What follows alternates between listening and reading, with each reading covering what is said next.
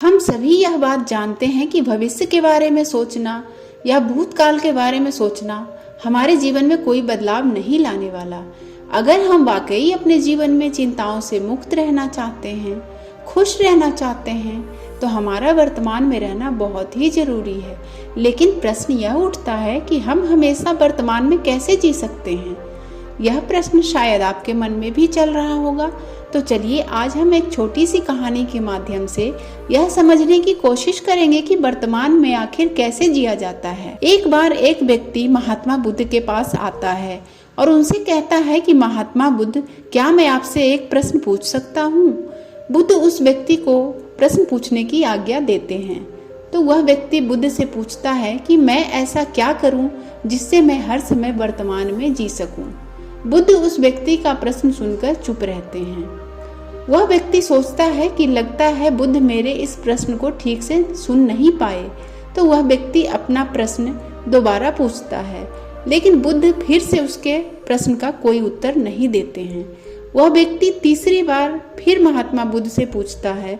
बुद्ध उस व्यक्ति की ओर देखते हैं और उससे एक प्रश्न करते हैं कि क्या तुम जमीन पर खड़े हो सकते हो? वह व्यक्ति बुद्ध से कहता है कि मैं जमीन पर ही तो खड़ा हूँ, ना तो मैं जमीन के नीचे हूँ और ना ही मैं जमीन के ऊपर हवा में रह सकता हूँ। क्या आप मुझे देख नहीं पा रहे हैं बुद्ध? बुद्ध उस व्यक्ति से कहते हैं कि मैं तो देख पा रहा हूँ, लेकिन तुम नहीं देख पा रहे हो। व्यक्ति कहता है, बुद्ध मैं कुछ समझा नहीं। बुद्ध उस व्यक्ति से कहते हैं कि जब तुम यह देख सकते हो कि ना तुम जमीन के नीचे रह सकते हो, ना ही तुम जमीन के ऊपर हवा में रह सकते हो, तो क्या तुम यह नहीं देख सकते कि तुम चाह कर भी भूतकाल में नहीं रह सकते और ना ही तुम भविष्य काल में रह सकते हो, जब तुम पहले से ही वर्तमान में हो? और इससे ज्यादा वर्तमान में क्या हो सकते हो? तुम्हें यह समझना चाहिए कि जीवन का अर्थ वर्तमान है, भूत और भविष्य नहीं। तुम चाह कर भी भूत और भविष्य में नहीं रह सकते, क्योंकि तुम्हारे पास इसका कोई विकल्प ही नहीं है।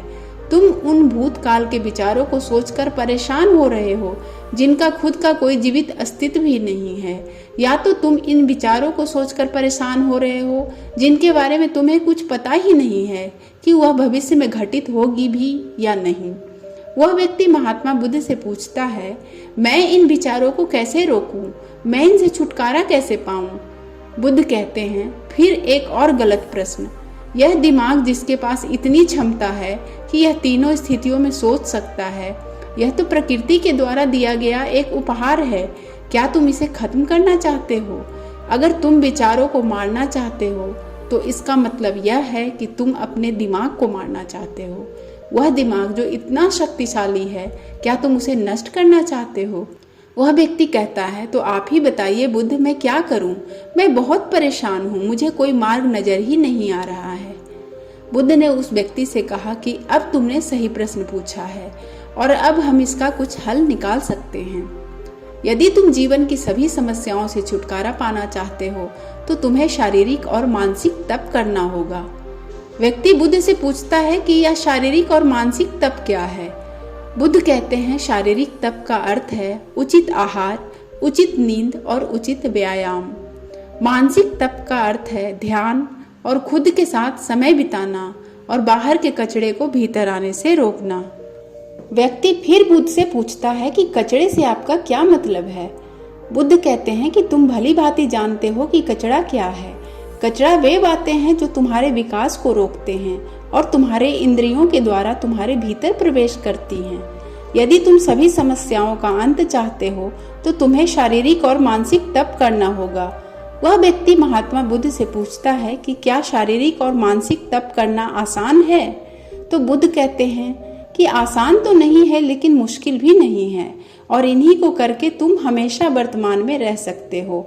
इसीलिए वर्तमान में रहने के लिए तुम्हारा शारीरिक और मानसिक तप करना आवश्यक है, और यह सच में इतना कठिन भी नहीं है।